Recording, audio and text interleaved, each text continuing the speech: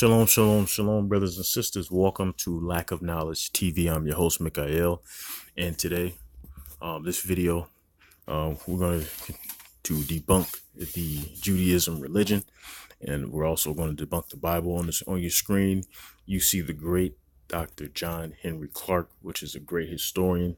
I suggest you research his work, Google him, YouTube him, do whatever you have to do. This guy uncovered the lies and of all the bullshit of Christianity, Judaism, as well as Islam. So he's going to go into the history of the Bible, the history of the so-called Judaism religion, and of course the so-called Jews of today who claim to be direct descendants of the so-called Jews of the Bible. He's going to break that down. Check it out. All people tell stories to make themselves feel good, and there's nothing wrong with that, so long as you are clear about what you are doing. The Hebrews copied African stories to make themselves feel good and said that was us. Of course, the so-called white Jews of today have no history whatsoever. In fact, all the Europeans have done is write themselves into history, literally. They have no history, they have no culture. Every single thing that they've done is copyright and stole from ancient African religions and ancient African civilizations. Then we come down and believe it.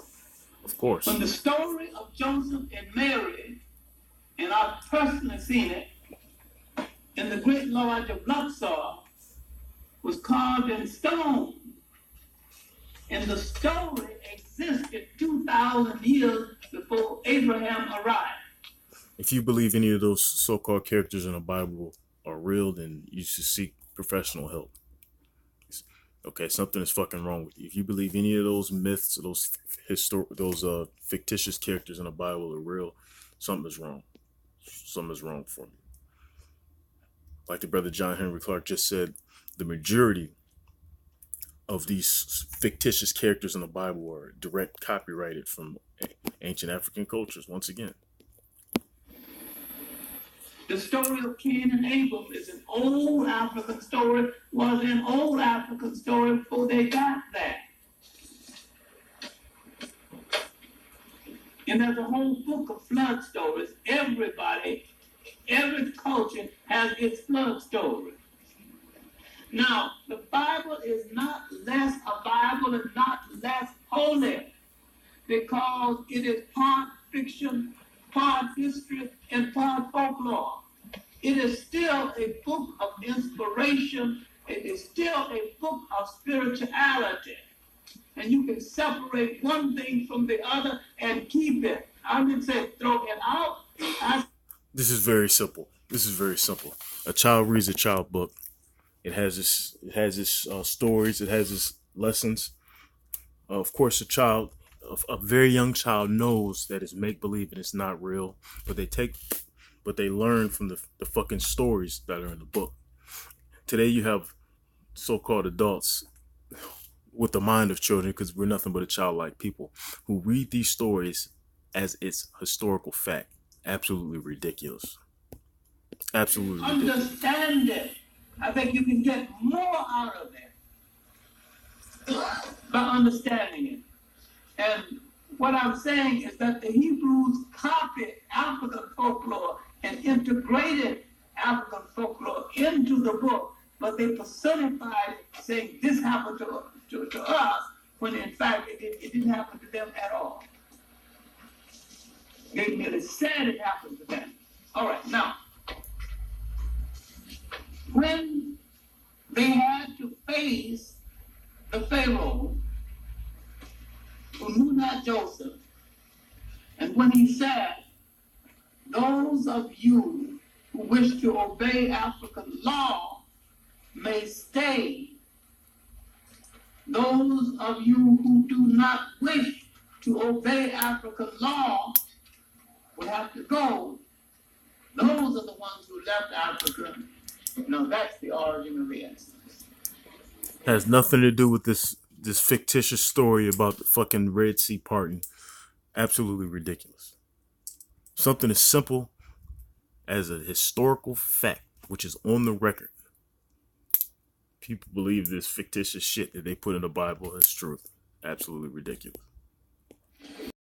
All the Jews did not leave Africa because some of them said that they could stay and live under African law. Jews remained in Africa.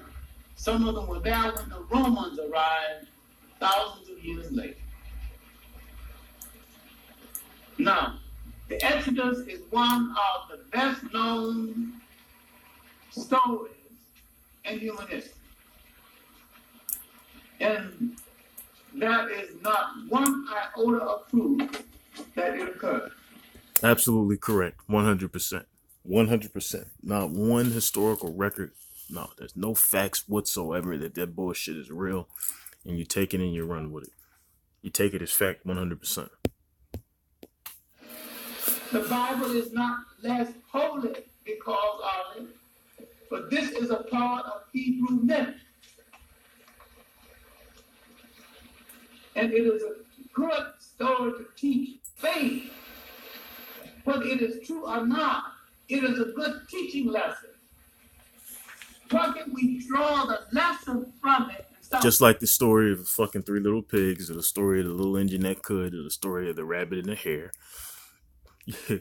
If, of course, they're fictitious stories, but we all, as children, we all learned particular lessons from the story. Words about what is true. Now, if you know the geography of Africa, you know that's a 16-mile land bridge connecting Africa with Western Asia. When the Jews came in, they walked in. They could have walked out. So they didn't have to leave by water at all. And if they left by water, they would have to leave further down. And if they left that way, then they would end up in Yemen. 100% correct. 100% correct. Do we ever stop and think and actually take a look at the map or actually do some further research? We just take it for what it is and believe that bullshit is true. Come on, man. You didn't go with the geography. Look at the geography. Look at where the land uses the first Suez Canal. Thousands of years before. Look, the Christian story is one of the most beautiful stories in the history of the world, but you have to separate one thing from the other and story. Don't throw out the story because it is mixed with a whole lot of things that are questionable. You can enhance the story by understanding it and understanding to what extent the story is embellished by folklore. All right, now, 70 people came in. 70 Hebrews came in.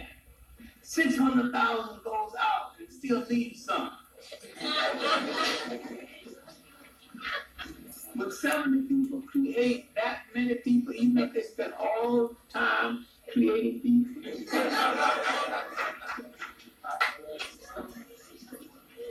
So what we have here is bullshit. Is that a lot of Africans, not ethnically Hebrew, became converted to the faith.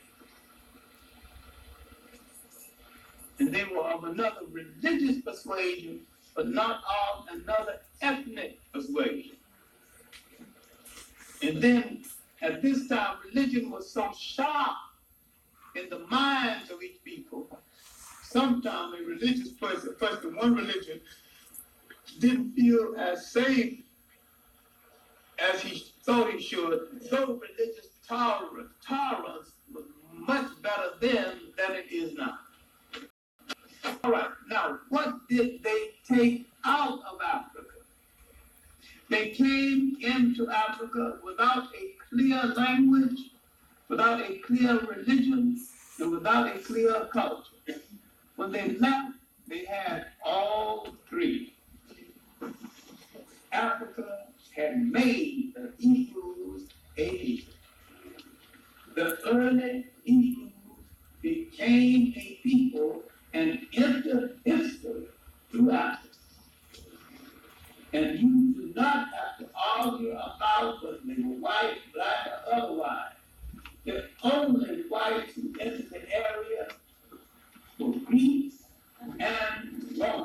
100% fact. 100% true. 100% true. So all of the Jews of today claiming to be direct descendants of the so-called Hebrew of the Bible, of the biblical days, it's a farce. 100% farce and nothing but converts. Okay? Nothing but converts.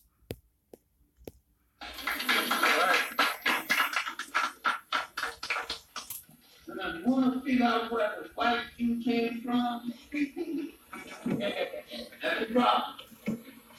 The European white Hebrew is nothing but a European related converted to their faith. 100% correct.